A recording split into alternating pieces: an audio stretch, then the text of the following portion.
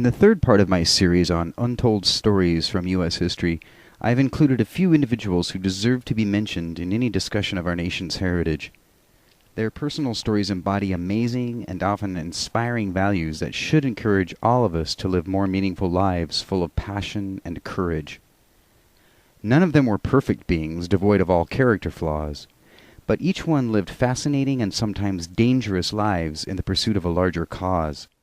They were often ridiculed and treated unjustly by folks who just didn't understand their dedication to the mission, but they eventually received praise for their contributions to history.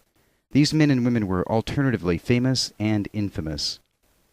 I submit the following stories from U.S. history for your enlightenment and enjoyment.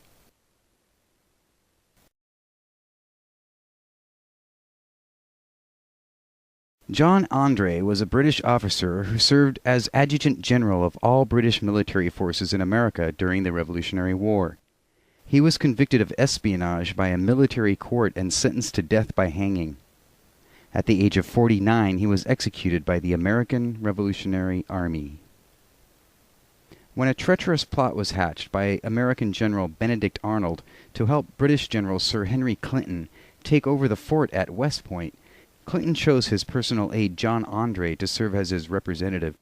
Andre sailed up the Hudson River to meet with Arnold to discuss the conspiracy on September 21st, 1781. The next morning, American forces launched an attack on Andre's ship. It was forced to retreat and he was left stranded on shore. Andre was able to make his initial escape behind the enemy lines and immediately headed towards safety in British-controlled New York. His major mistake turned out to be the decision to discard his military uniform. Of course, he knew he was much less likely to be stopped by American soldiers if he were wearing civilian clothing. But according to military law, an enemy combatant who was captured without a recognized military uniform could be put on trial as a spy.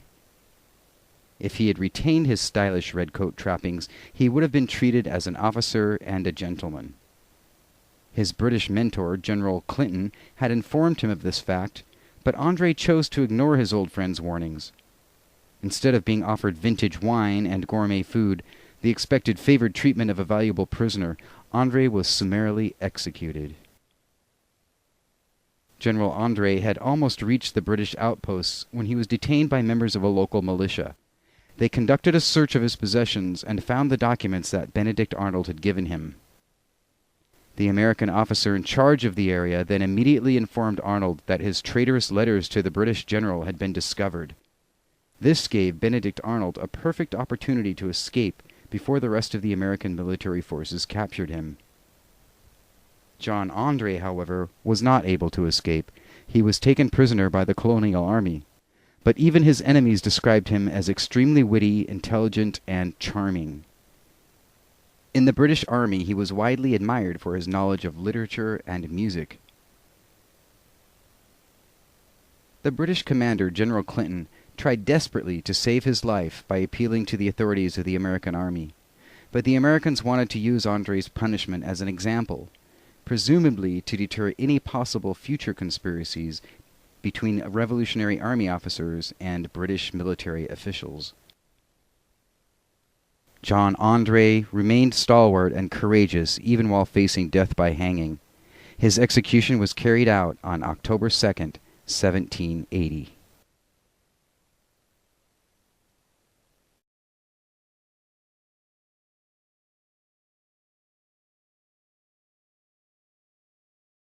Among his many accomplishments, the esteemed Dr. Martin Robinson Delaney received expert medical training from one of the most respected institutions of higher learning in the world, Harvard University. He practiced his medicine at an office in Pittsburgh during the mid-1800s. Born in Charleston, Virginia, Martin Delaney also served as a Union Army surgeon during the Civil War. He was the first African American to rise to the rank of major in the U.S. military. Before the war, the good doctor had already become well known as a leading social reformer. Delaney's courageous public campaigns to end slavery and racial discrimination continued throughout his life. In the years leading up to the Civil War, he was instrumental in working with the Underground Railroad, helping slaves escape to freedom in the years leading up to the Civil War. As a journalist, Martin Delaney wrote strident articles for the abolitionist newspaper owned by Frederick Douglass, called the North Star. Founded in 1847, the publication was based in Rochester, New York. Delaney remained an independent voice and didn't always agree with his fellow reformers. After the 1850s, he began to question the Back to Africa movement that many of his colleagues were promoting at the time.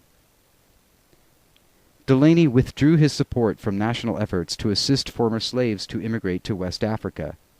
He maintained that racial prejudice must be faced and overcome here in the United States of America.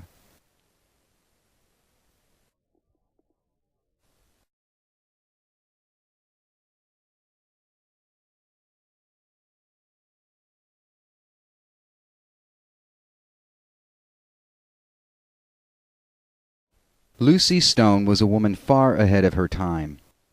This famous lecturer and activist was born in West Brookfield, Massachusetts in the year 1818. At a period in U.S. history when few women attended college, Lucy was teaching school children at the age of 16, long before she ever set foot on a university campus. In fact, she taught school in order to raise money for her college education. She was finally able to enroll at Oberlin College in 1843. As soon as she arrived, Lucy immediately joined an abolitionist group on campus.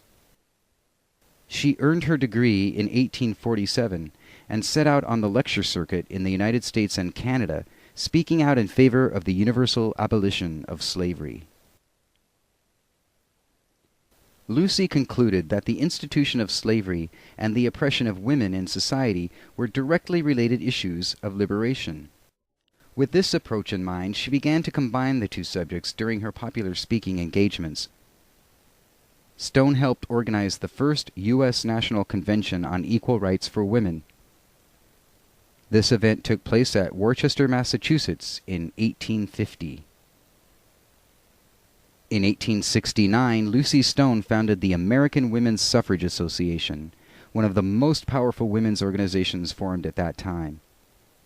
Her major life's goal seems to have been to secure the rights to vote for women in the United States.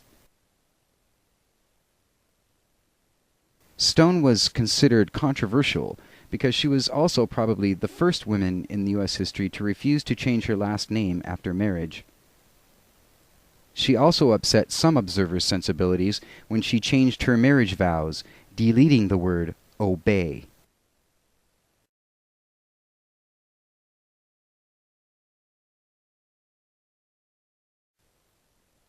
For many years after her marriage to abolitionist campaigner Henry Blackwell, the term Lucy Stoner was used to describe women who kept their maiden names.